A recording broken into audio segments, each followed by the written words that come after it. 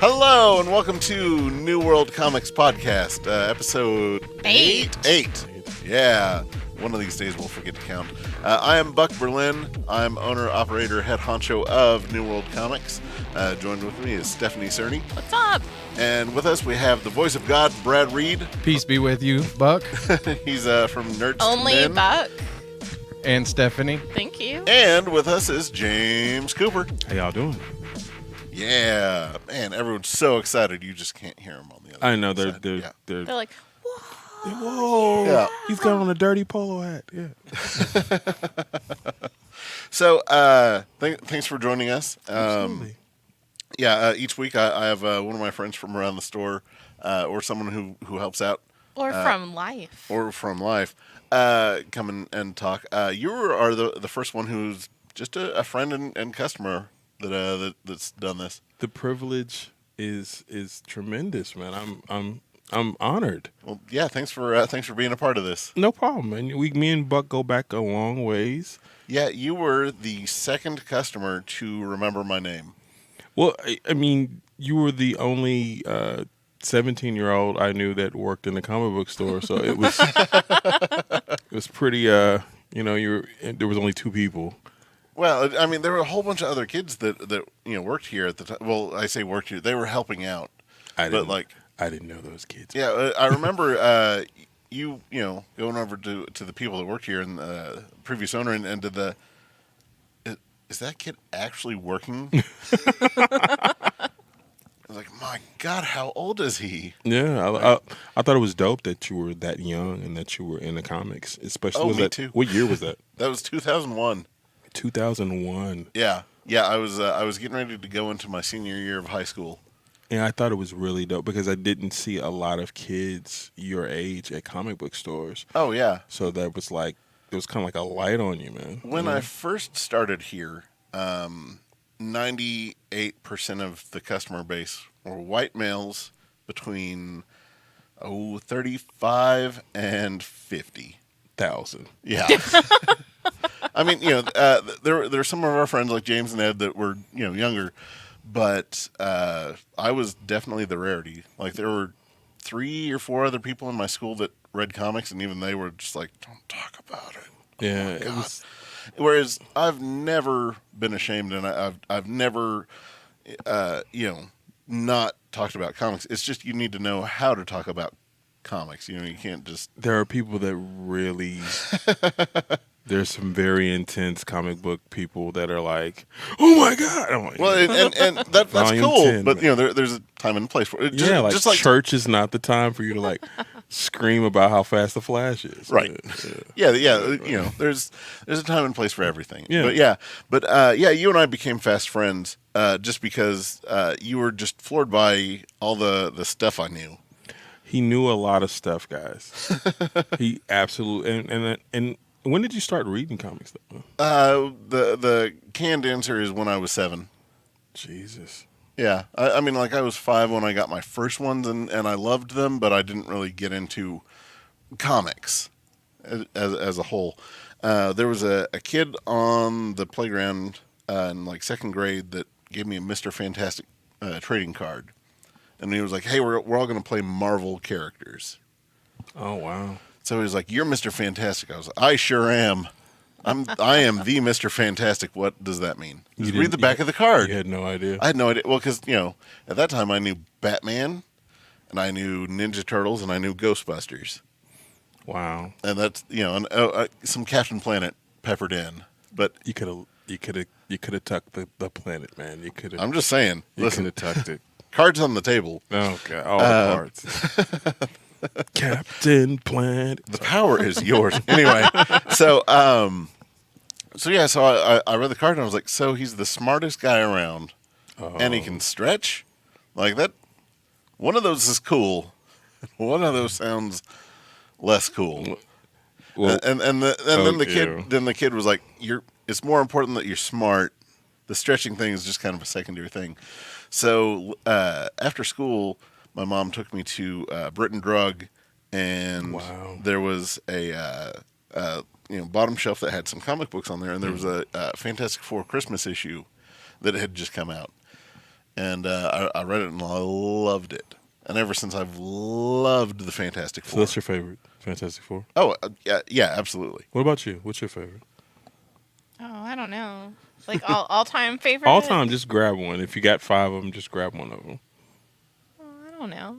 Come on. What is your all time favorite other than? Are you gonna say Black Panther? Black Panther is. Man, way to jump on that bandwagon. No. I'm joking. We'll get back to Stephanie real quick, but just to take the bite out of that one. James is the one who actually turned me on to Black Panther way back when, with Chris Priest writing it, which we're about to do a deep dive into next. But Yes. that hopefully bought Stephanie enough time. All right, so favorite character. I mean, I'd say Spider-Gwen. Spider-Gwen. Yeah, I really like Spider-Gwen. Tell me why. You know, I like. We've talked before. I'm really into the What If comics, me and too. Spider-Gwen is really just a longer What If That's comic. exactly what she is. You know, like what if Gwen Stacy got bit by the radioactive spider instead of Peter Parker? You're right. That's dope. That's You dope. know, and Yeah. it's just like it's such a cool story, and there's so many other what ifs that just they end up turning it into like an awesome I comic. think I bought every what if there was from the time that they started doing. I love what ifs. Oh yeah. And Elseworlds, love the Elseworlds. Too. Well, and that's really kind of where you and I bonded, was talking about the what if. Because imagination is really what drives so much of all the Absolutely. comic stuff. So a lot of the writers tend to limit themselves, really. They do. So you would come in and do all right, Buck, who's the strongest? I would, wouldn't I? Who's what do you think Captain America can do? I was like, well, depending on who's writing, he should be able to spin a tank around, but not necessarily lift it and throw it. Yeah, I'm to this day, I'm still really big on power levels. Oh, yeah. Speeds. Well, and probably the most fun I had early on with you was when we realized, realistically, Captain America killed people. Because his shield, according to one of the bios, is a 40-pound hunk of metal that he just throws as unbreakable. hard as he... That's unbreakable. Throws it as hard as he could into a whole bunch of people. Into a guy's head across the room. Right, yeah. You throw an 8-ounce can of Coke at someone, he's not going to be good for the rest of his life. Yeah, This guy got hit with a shield. yeah. I mean, So- I like to just think of it as like the G.I. Joe, scenario where it might just like bounce off people, Yeah, well... and it's really okay. Well, they Even shoot, it- I well, they like shoot down. They the shoot down the lasers plane. don't really hurt people. They shoot down a you know? plane, and somebody parachutes out at the last time. Yeah. Right, but every time. if a hunk of metal is bouncing off of you, you are... Yeah. They're So- okay. Off a headshot, though. Oh, yeah. Yeah. No, you have lost arithmetic. Like that. There's no more counting by Yeah, fours. yeah. Your days of numbers are Yeah. gone. Yeah. Yeah. You can no longer say the letter P. So, but yeah, and it was stuff like that around that time, you were like, so who would win in a fight? And to this day, that is my least favorite question when I'm asked. My favorite question. Well, here's the thing. Most people don't have the knowledge to back it up. True. Because usually everyone says, hey, who would win in a fight? Because they're waiting for you to say their favorite character. And if you don't, then they're going to argue. Yeah. Right. This is true. But you, and I have the history, knowing the limits, the pros, the cons, the Yes. ins and outs of the characters, and I mean, a lot of the times it just like in real sports, boxing, MMA, if they're having a good day and the other person having a bad day, like a Batman Captain America fight, it depends on who ate their Wheaties. Or And it- how much time you gave Batman. Yeah, there's Right. so many variables. Right. Whereas like a Batman Flash fight, Batman all day. Yeah. Absolutely. But Well- or I don't know, Beast versus Etrigan. Like there's Who would you go with? Beast. Would you really? Oh, totally. Oh my God. Yeah, Folks. I'm just saying. I need some feedback from you guys when this video Here's the comes thing: out. Beast has gone toe to toe with the Hulk, and he's got science on his side. Etrigan has rhymes. Yeah, he's got fat beats, and that's about it, man. He's got some power though, man. Come on. He's got some power to him, but I'm just saying, Beast takes Etrigan. What is Beef? 10 tons? What is he? 10 tons, man? Yeah. In Marvel, I'm just saying. this guy's a demon. Yeah, in a bottle. Rough in the right way. Anyway, And on this episode of Etrigan is dead. so that got dumb. And We would really do that. Though. yeah, We would yeah, really do that. yeah. That, my apologies to everyone. James and I like to just go dumb. They like to go Yeah. dumb. Just go nerd It out. just yeah. But you were telling me about Chris Priest's Black Panther, and the thing that sold me on his Black Panther, like you didn't have to sell me on him as a writer, because I had read Quantum and Woody and loved it. Which, by the way, we have Quantum and Woody right here.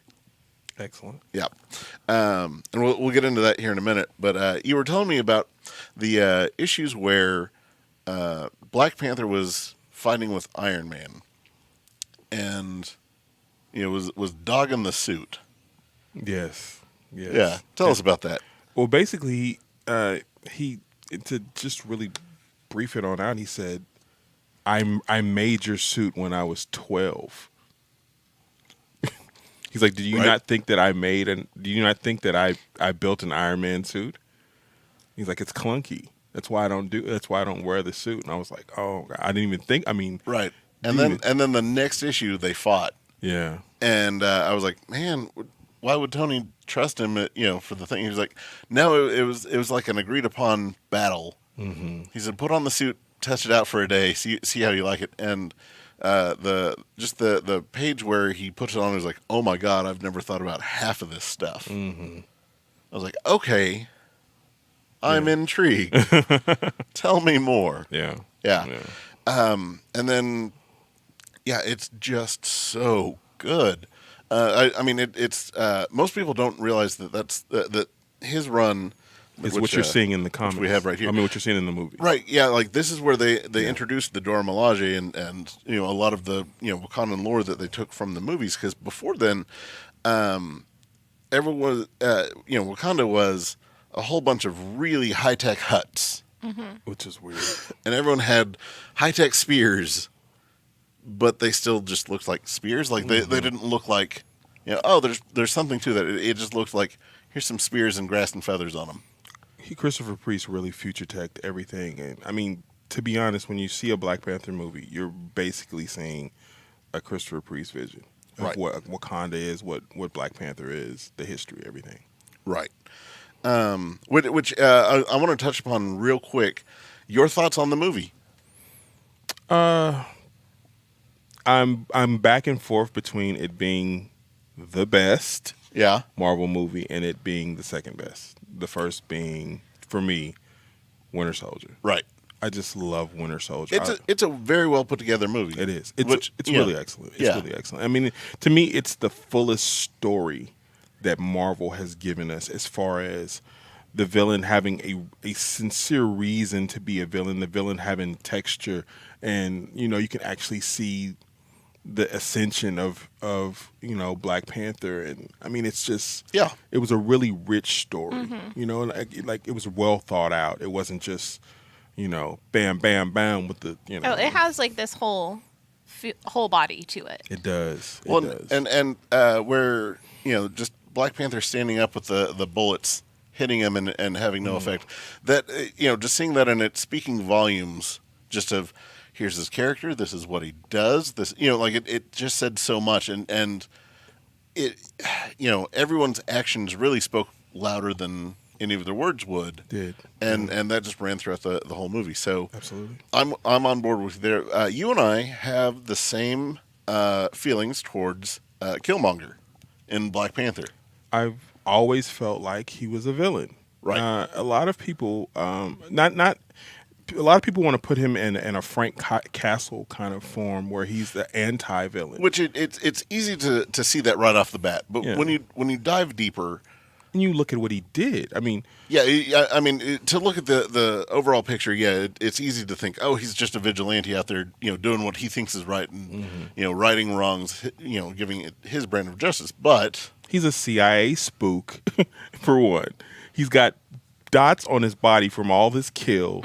He shot his girlfriend in the face like 20 minutes into the movie after he kissed her 4 minutes earlier, held up one of the elders and slammed her to the ground and made her destroy all of the sacred herbs.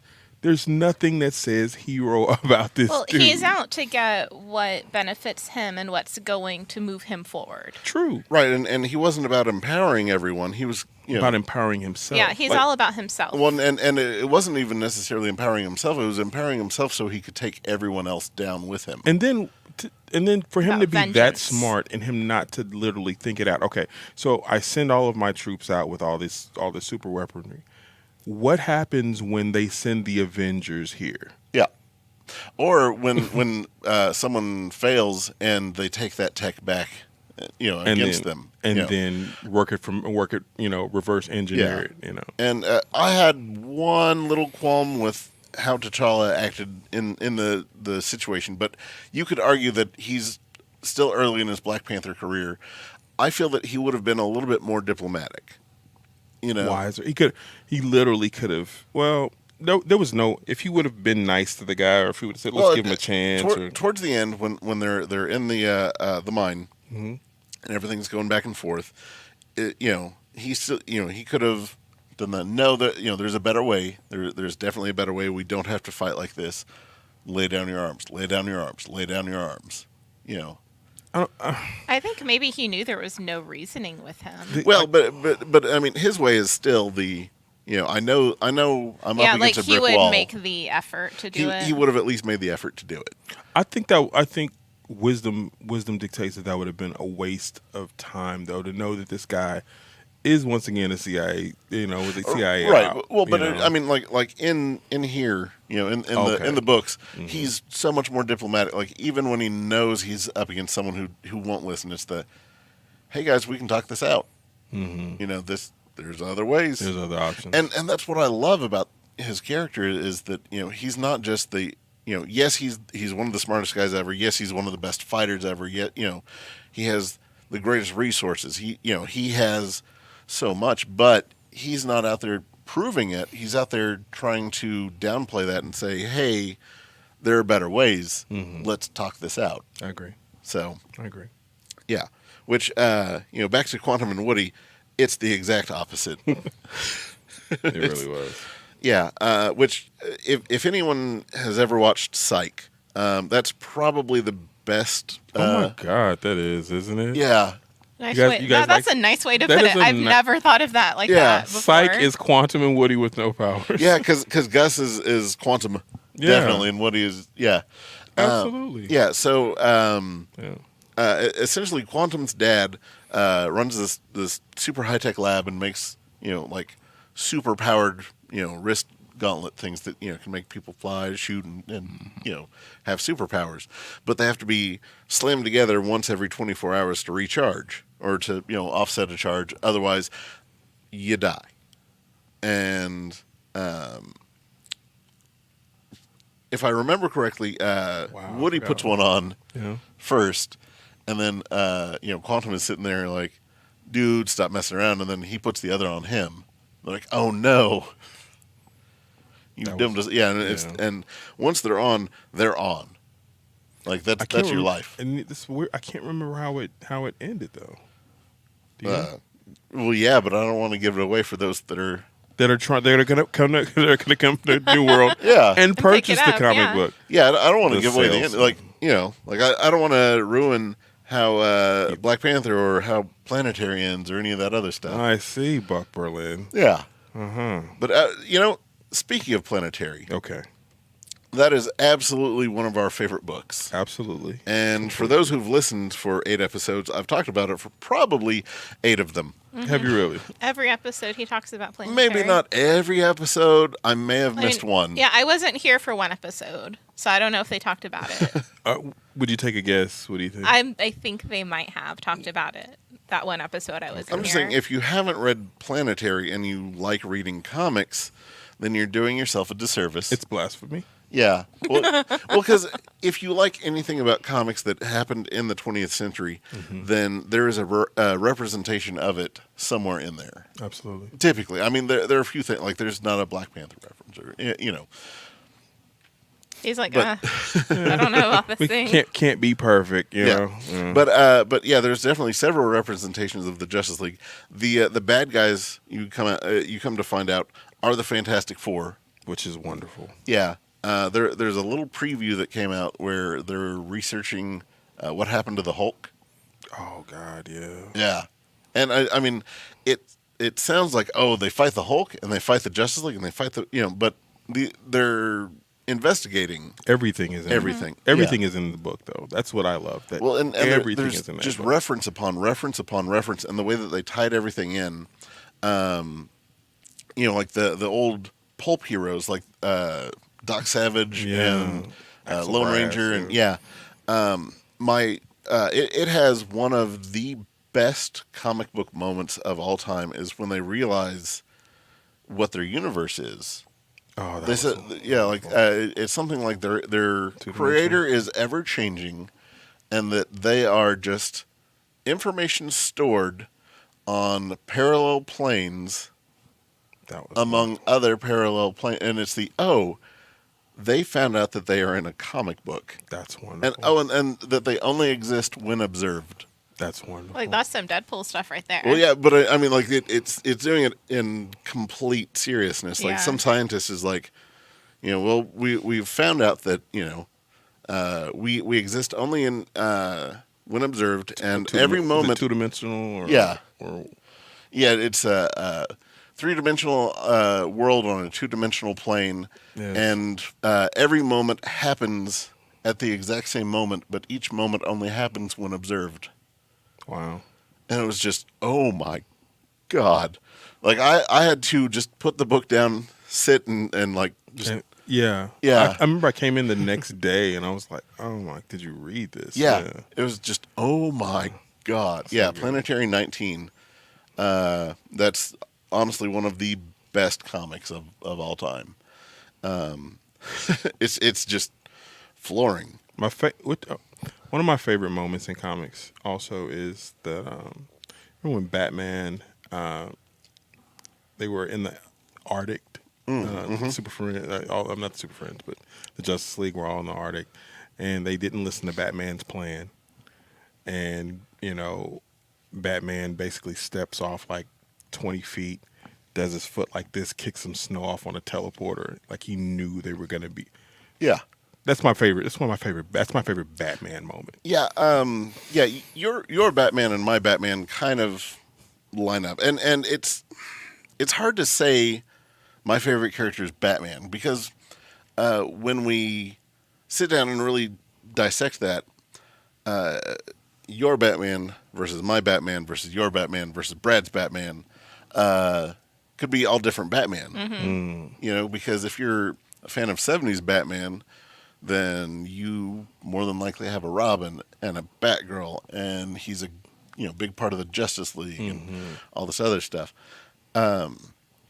My Batman, I affectionately refer to as Asshat Batman, just because he's just so mean to everyone. So mean. And But we find out why. yeah, We find out why. yeah. If you read the Grant Morrison run of Justice League, you definitely find out why. And it's awesome to see it all blow up in his face. Awesome. Yeah.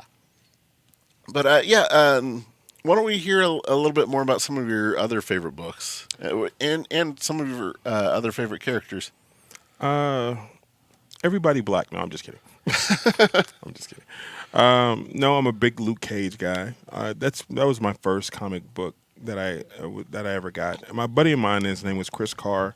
he decided he was done with comics, and it was like 1979, and he just gave me all of his comics, just here, Wow. and probably like a U-Haul size box this high, and just gave me all of them, and I spent the summer just really reading them, and I wanted. He didn't have complete sets, You're right. so I was like, "What happened?" Yeah, you gotta You know, fill it in. What happened to Spider-Man when he fought Green Goblin, man? I wanted to know. I really wanted to know, and that really sent me on this journey of trying to figure out what happened in all of these books. I mean, he probably gave me like 250, 300 books, and I had to try to figure out what happened in all these books, man. And he literally, like, maybe he had like 3 comics that connected, Oh, and that's not even a, that You're like, that's not even an arc. in the like, give me a 70s, story. in the late 70s. Oh my God, Well, for me, like half of that was half the fun was when you did find those points and connections. Yes. Like continuity was just such a big deal to me. Yes. The fact that like, man, these, this story has been being, it has been in the process of being told, at the time when I got it for 30 years. Jesus. Well, How long did it take you to catch up, man? Jeez. So yeah, you know this, but a lot of people really don't. I grew up in a really rough part of town. Right next door there was a meth house, and across the street was a gang house, and then next to that was a house of ill repute, Ah. where the gang house would go and Or they would show Muppet have movies. fun. Yeah, Muppet movies. That's what they did. Okay. So I didn't really get to play outside too much, so I kind of sat and read a lot. A lot. A lot. So yeah. So I read, the same comics over and over and over, and I was just a sponge for any of this. Mm-hmm. So, that's kind of where I got most of. What about you? What got you in the comics? I don't really know exactly. Really?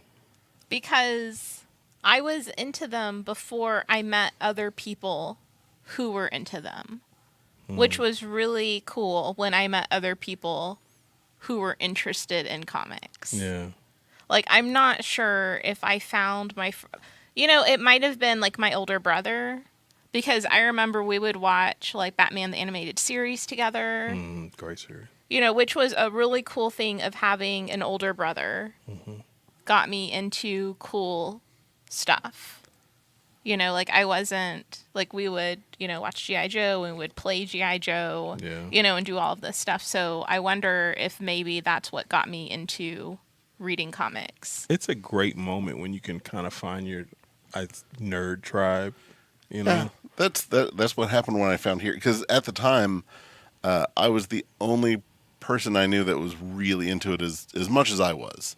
Like everyone else just kind of dabbled. Like it's it's like if you're a big sports fan and someone's like, "Yeah, I think I caught that game." Yeah. Yeah, there was who won, guy. and you're like, "No, what about that play where and they just don't get it. But you realize that you can't really connect with them on that level. You need to kind of. And if this is your thing, and Yeah. you can't connect with them, Yeah, it's amazing to find other people. Like I remember my brother and I, we used to make like games, kind of like turn-based games on graph paper. Oh wow. And then to like learn later in life, that's an actual thing people do. Like we just did it because we were bored. Yeah. And that's what we did. We had each other to spend time with, to play. And my mom's like, all right, be quiet. Like one of the things I was really drawn to Spider-Man early on because he didn't have any brothers and sisters, Really? and Batman too. Huh. I thought that was because I didn't have any brothers and sisters. So I saw something in them. Of course, me being a genius, no, but I saw something. Much like Peter Parker. Much like Peter Parker. Except you're yeah. smarter than he is. Nope. And she gets a I mean- free sandwich from Subway. From me. But no, I really did. I really saw a kinship. Me being an only child and me being young, and and them not having any brothers or sisters. I really thought that was like, oh man, Interesting. you know. So you'd say that like your top characters, Black Panther, Luke Cage, Spider-Man. I'm a Batman guy. Yeah. I'm a really big Batman. Which your Batman is like 90s and 2000s. Yes. Yeah. Yeah. The Chuck Dixon through Grant Morrison so. That's my guy. He's brooding and Yeah, like he needs all the help he can get, but won't ask for won't it. ask for it for nothing. And he's so mad when he gets the help, but I love that about Batman, he's though. so mad. He's like I love that about super him. ultra And he's- alpha Yes. mega man. Yeah, you Like, know? Yeah. no one can ever tell him how to do something, and why would he dare Because- ask someone for help? well, because he, and he's not the first to tell you that he's the best, but he's going to show you, yeah, look how great I am. I mean, Look at me. He's Batman. Yeah. I mean, The smartest guy, the most athletic guy, Right. I mean, just all of that. Yeah, you look back to 70s, Batman and Superman. Superman definitely wins that fight. You go back to 60s, Superman and Batman. Superman wins that fight. Yes. You go back to 50s, Batman and Superman. Depending on the words chosen, Superman wins that fight because they would talk each other to death. But you step into that Yeah. 80s and that, But starting in the 80s, that's when Batman started getting rougher. and who made what's his name? Help me out. Frank Miller? Frank Miller. Yeah. Of course, because Frank Miller makes everybody rougher. Yeah. Makes everybody like a little bit crazy. Daredevil was literally He had suffering. such a good he's life, suffering and from then- trauma from Frank Miller. God. You know what I'm saying? Like right now, He just needs a good day. he just needs a hug, a girlfriend, and some Theraflu. and a sandwich. And a sandwich. Get that man a sandwich. That's dumb. Yeah, I like that though. I like Yeah. that though. We've lost all of the listeners. Like, really, a sandwich? Shut up, Buck. Yeah, you gotta put a picture of, like Daredevil hold the sandwich. Yeah. So, All right. So, God. One thing that you'd asked to talk about before was when in other mediums or just along the way, creators, companies, powers that be will arbitrarily change a character's race. I hate that. Yeah, well, and honestly, if it serves the story, I don't mind it terribly. But I mean, There's certain instances where it can be okay, but like Johnny Storm is the perfect. All right, you have Michael B. Jordan, who is an excellent actor. He's excellent. right. I've never seen him bad. He was even good in Fantastic Four. I've never seen him bad in anything. I still haven't seen the movie. You're not missing out on anything. Yeah, on principle. Yeah. You know what? I give it to you because I caved. I went and saw it at the theaters and then promptly scraped my eyes. So you were one of the Yeah, five. it was me and 10 guys. And they were okay. So anyway, but no, there was no need. There's just no need. There are plenty of wonderful Black and Latino and Asian characters. I would argue that there aren't necessarily plenty of. Mm-hmm. I mean, do you remember when we played the game of name 10 Black characters that don't have Black in their name? Woo. That was a tough day. I mean, it's way easier now. That was a long 72 hours. Oh wasn't it? my God! Yeah. Yeah. I mean, this was 2001, 2002 that we were playing that game, but it was the Bishop, Storm, Okay. Goliath. If you don't count the time he was Black Goliath, yeah. But yeah, it's huge strides now. There's no need to. I mean, don't get me wrong. I knew Michael B. Jordan was he was a rising actor at that time. Yeah. He had just what he had did. What's the movie with the guys who were telekinetic? Oh, Starts with a C. Chronicle. Yeah. He had just did Chronicle, so he was coming off Chronicle. He was a hot commodity. And superhero movies were big at the time. And I get it. Yeah. I get it. Hey, let's make him. He's a great actor. He's coming off a good movie. A good what was it, like a B movie kind of. Yeah. let's put him in Fantastic Four. I get it, but there's just when I say there's plenty of characters. Like I'm watching Luke Cage right now. I'm watching season 1 over it. You know, there are characters you don't have to unhomogenize the milk and put somebody black in the and just make this guy black. You don't have to do that. You know, I mean. It always irks me. I needed Johnny Storm. I need Johnny Storm to be blonde hair, blue eyes. I need him to do that. And see, I find that just fascinating because, like in Spider-Man: Homecoming, when they put is it Zendaya? Yeah. When they put her in the role for MJ, which you know her name I think is like Marie something. It's not Mary Jane, but it's something. Yeah. You know, you look at the makeup of the population in your typical school back when it was created, almost everyone was white. In a typical, and you know, in that maybe in that neighborhood, I get it. Yeah. Right. But you know, you go to a school now, and it's you know, it looks like a Benetton ad. It's Benetton was no. Go on. Benetton was an 80s, it's like the 80s Gap, but it was far more expensive. And they had these really creative ads. And it would be like me, Buck, an Asian girl, a really tall white girl, a girl that was orange or whatever. And they would have on the Benetton clothes. So, okay. Clarification is key just for those that don't want to stop and Google and, you know. No problem. Yeah. No problem. But yeah, like, you know, you go to school now and diversity is everywhere. Yeah. You know, it's not just, you know. My school, Westmore. When I went to Westmore, there were like 10 of us.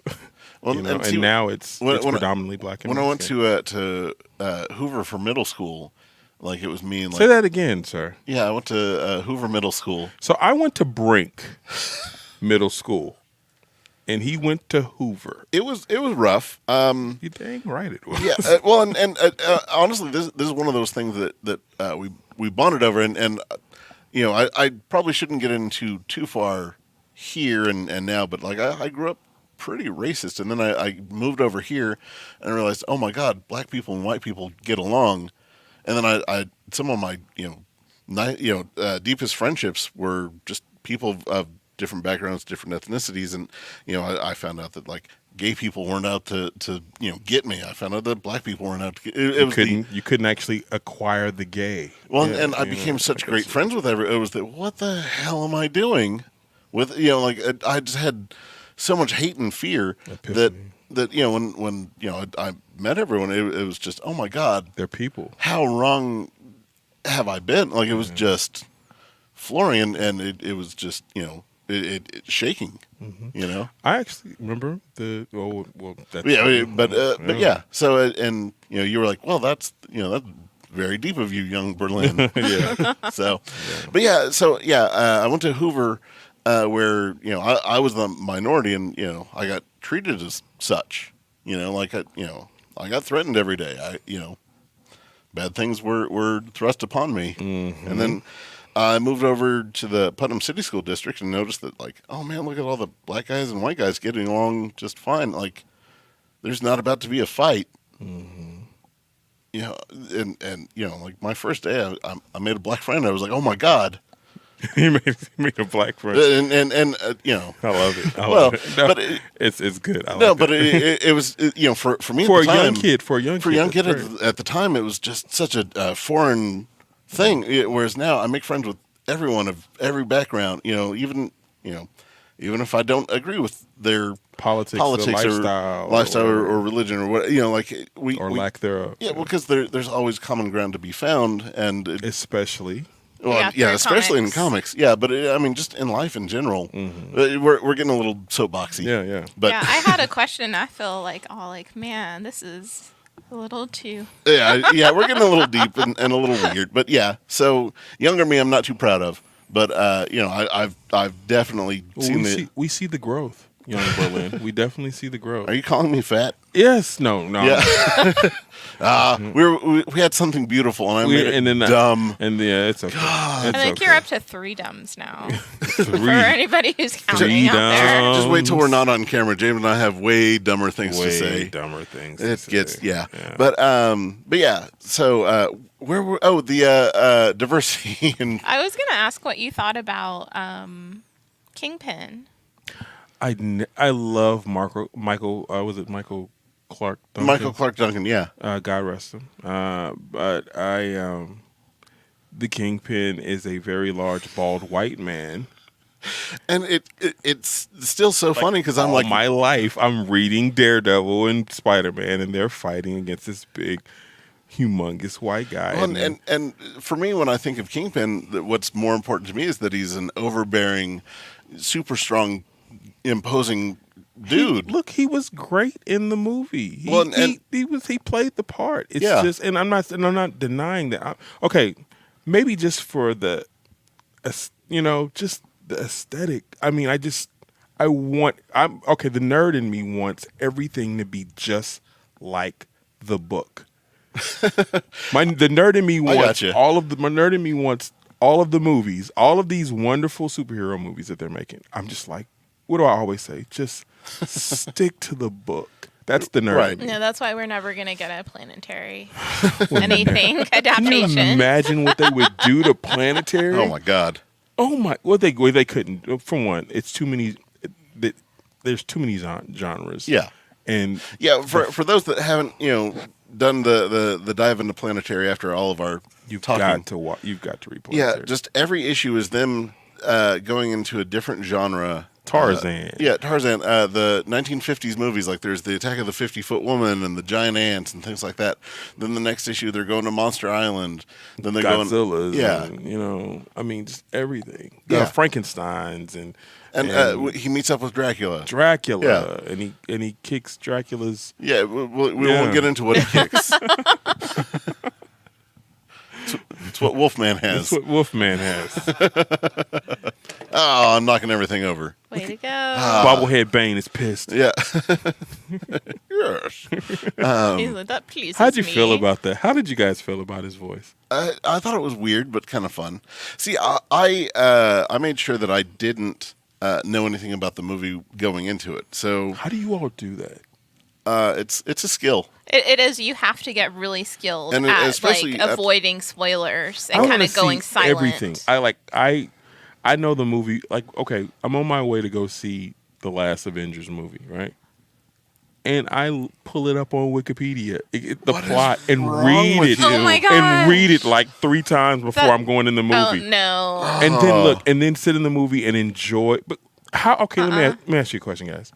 We've probably read most of the stuff in this room. Well, and see, it's because so there are no surprises. Yeah, there but are there surprises. There are no though. surprises. Yeah, there are. There's no crying in baseball. Come on, guys. There's no surprises. Trust me, there's tons of crying in baseball. Go talk to A-Rod.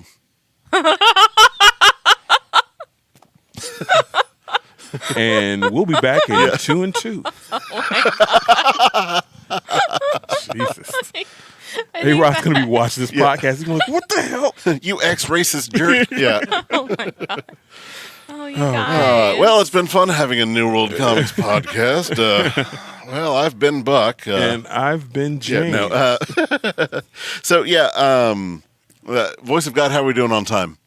We are about 46 minutes. So We got a little bit of time. Yeah. Yep. So we'll move on because Because you guys are getting weird. we're getting weird, soapboxy, and dumb. It's great. Yeah, we're having a great time. It is great. Yeah. It's great. But it's weird. It is very weird. Yeah, we've either gained or lost so many. Justice League. So yeah, let's go back to characters. And this one, Chris Priest written. Wow. One of the worst comics ever, but such a great concept. Yeah. Triumph. Triumph. Do you remember the deal to Triumph? You know, I don't- Triumph's it's a cool name. Yeah, It's a and great name. if you're an insult comic dog. I can't remember the deal. That was Break- before the dog. I know. Give me the Cliff Notes on All Triumph. right, so Triumph is from a parallel universe where he helped found the Justice League. Hold on. Oh, God. All right, this is already sounding like parallel universe. Oh, my God. So, like, All right. like Sounding cool. So Okay, come he on. starts off essentially having It's a Wonderful Life play out, right? Mm-hmm. But it turns out that the world is better off without him. Aww. Wah, wah, wah. Yeah. Wow, man. That sucks. Right. What were his So, powers? To be lame and have flashy, glowy, whatever hands. Oh, man. Neat. They need to bring him back like yesterday. I want to say that he was super strong and could like energy blast. Other people do that. All right, but I mean, that much stuck with me. Like He was Starfire. Yeah, she's way cooler. Well, I don't think that he could fly. I don't remember him flying. I has need to to be go able- back and reread it. But he has to be able to fly. But since we were talking Chris Priest, like I remember being so excited from Quantum and Woody and Black Panther and everything else he wrote to doing the deep dive on his other stuff. Even when he was James Owsley, before he got divorced. Which we'll get back to that. But he did Justice League of America for a little while, and it's terrible. It's terrible. So I mean, even the art looks terrible, too. well, that's just kind of Who's the the artist? Do you know? Can you see? good question. So, speaking of something good, Okay. want to talk about how awesome Black Panther is. Isn't he coming to Tulsa? Oh yeah, Chris Priest is coming to a Tulsa He Con. is coming to Tulsa. Yeah, And I think I might go. I think I might go. I mean, Luke Ross did the art. Yeah, Is Luke working right now? Probably not. probably not because Luke's probably like, this was welcome to Jack in the Box. Would you like to try a new No. fajita pitas? Dang, yo! Come on. Sorry, Luke. Can wow. I tell you this is okay. I'm kind of a Big bad, deal. I'm a bad guy. Okay, so I'll let you know how much of a bad guy I am. I'm walking in Chicago down the street, and I'm gonna catch the L. And walking towards me is Lou Gossett Jr. and the guy next to him was probably like his manager. They're walking towards me. I'm walking towards them. There's this nice distance. Me and Lou Gossett Jr. are kind of making eye contact as he's talking to his guy. And when we get next to each other, he stops. And I stick out my hand. And I go, and we're kind of still moving. And I go, Mr. Gossett, I love your work. And he's like, thank you so much. And we're both smiling. We're still kind of pivoting. And I say to him, Mr. Gossett, my favorite movie by you is Iron Eagle 2. He's shaking my hand, and he literally like stops And everything. then he's like, and he goes, thanks. He's walking, I'm walking. I look back, and him and the guy like are stopped, and they're like looking at me.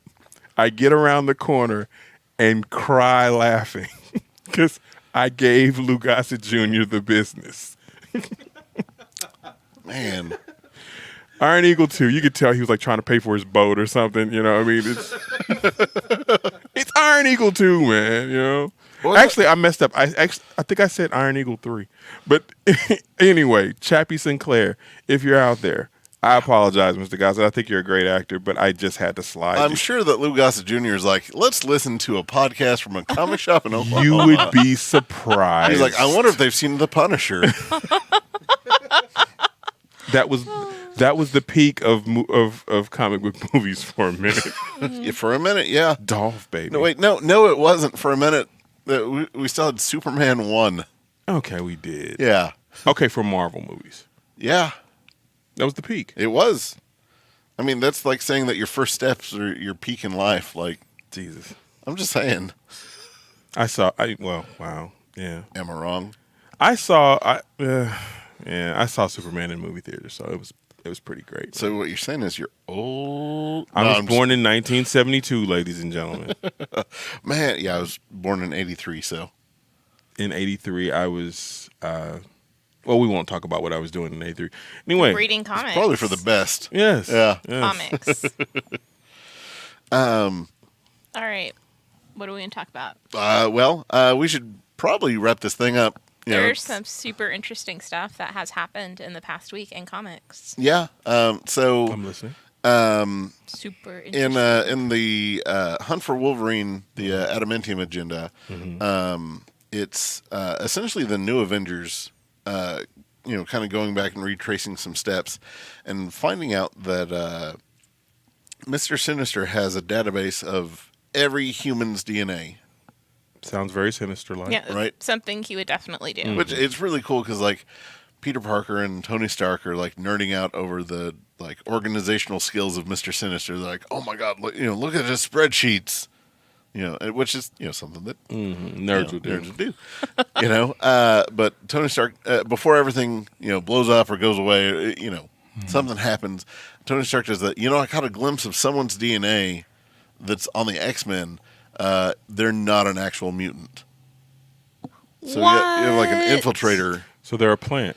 Yeah. So someone was planted in the X-Men. So just a guess? Is it a long-term plant? I'm guessing that it's going to be like a moderately. So it's slipstream. So basically, they were genetically modified to be a mutant, is what this is. I'm going to say it's Gambit. It's Gambit. It is not. It has to be Gambit because he's the worst. Hold on.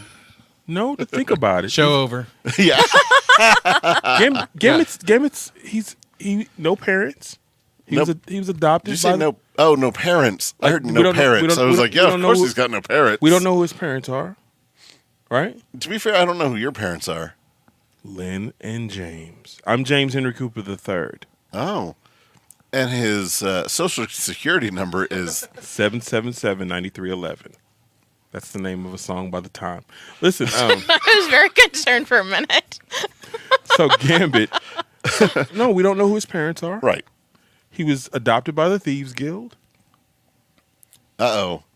So he would be the Oh. perfect person to He throw had a you off the track. He had a power problem early on. Well, listen, man, it's comics. Everyone had a power problem. early No, but he on. I had a power problem early on. he had a power problem, and he was brought back to Sinister.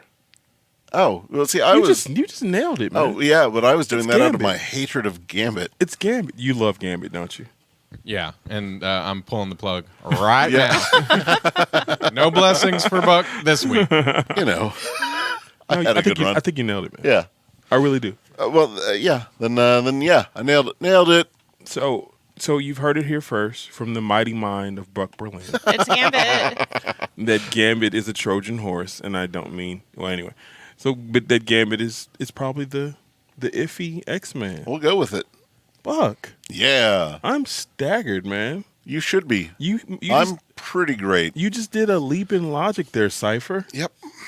Wow. I'm the best worst X-Man then. Buck's Everyone loves Cypher. Professor X is like, you're going to have to leave. Yeah. Why? You don't have a real power. Okay. One more thing, and then I want to leave everyone with the probably the best thing James Cooper's ever said to me. I want to let everyone know that Fantastic Four #1 came out this last week. It's amazing. Yes, I posted it on Instagram. You Yeah. guys should totally come get it. For lack of a better adjective, it's fantastic. Robin. Yeah. Robin is turning over in his grave from that pun. Go He ahead. already did. Put on a red mask and everything. Anyway. Oh, that's dumb. Yes. What? I forgot what number. Or is that dumb 5? That's dumb 5. Sure. It's right below Vin Diesel. We're never gonna get this. It's never gonna go wide. Yeah, no, yeah. Well, there goes your fame. Yeah. Yeah. But yeah, the new Fantastic Four book is great, and I think everyone needs to partake.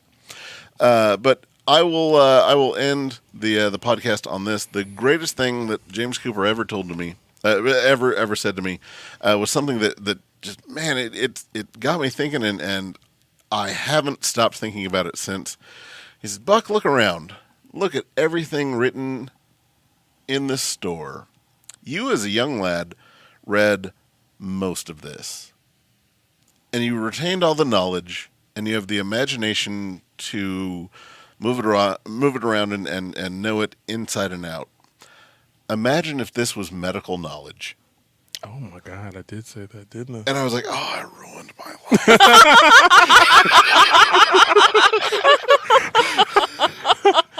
Oh God, I Lou Gossett you.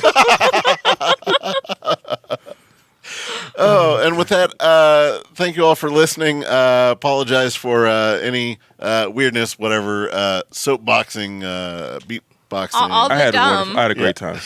Good. Yeah, James, thanks for joining us. I love you, man. You're amazing. Oh, it You're was super fun. absolutely one of my favorite people on this planet. Thank you. You too, Buck Berlin, man. Very proud of you, man. Oh, well, thanks. And thank you to Stephanie Cerny for Putting being up along, with you. putting up with us, and Brad Reed for being the voice of God. And Buck, tell everybody where your store is. oh, for those interested, I'm New World Comics in Oklahoma City, 6219 North Meridian. Okay, guys. 63rd and Meridian. It's on Meridian, right next to the subway. All right, you have to in the 7-Eleven is right. You have to do, Visuals. Yeah, because we're in Oklahoma. We're like, where are you at? He's like, I'm right next to Grinders. I'm saying you can type in the Google address. Yeah, you're asking for a level. We're of also a sophistication. Pokestop, I Yeah. think. Still, we used to be. Yeah, we're still a For Pokestop. the people yeah. who still do that. People still poke. Yeah, you can trade your Pokemon now. Oh wow. I know, right? I bet you in 3 years you're gonna fight. We should probably stop this thing then. Okay, yeah. All right. And with that, thank you all for listening. Love See you all. guys. See y'all next week. Green Acres.